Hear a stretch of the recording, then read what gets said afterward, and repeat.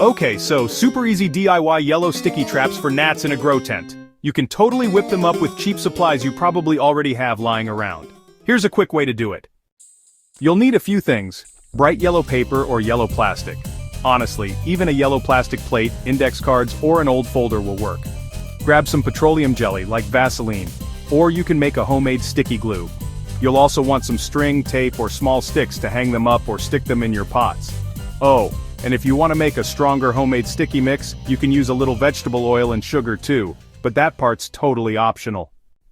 Option 1 is the petroleum jelly method. Just cut your yellow paper or plastic into small cards, about 3 by 5 inches is good. Then, smear a thin layer of petroleum jelly over the surface. Attach the card to a stick or hang it inside your grow tent near your plants. That's it, you're done. Gnats are attracted to the yellow color and get stuck.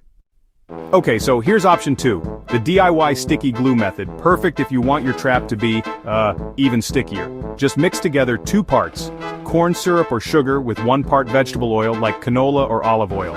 Then you'll want to paint a thin coat of that mixture onto your yellow paper. After that, just hang it up or stick it near your plants. Place your traps low to the soil, right where those gnats love to fly. Remember to replace them when they get covered with bugs or dust, which can happen pretty fast. And honestly, the more traps you set up, the better coverage you'll get, especially if you've got a big tent or a lot of plants.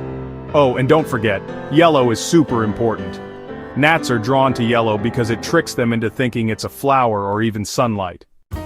You can actually make your traps more durable by laminating the yellow card first, or, just use a waterproof material like a yellow solo cup cut flat.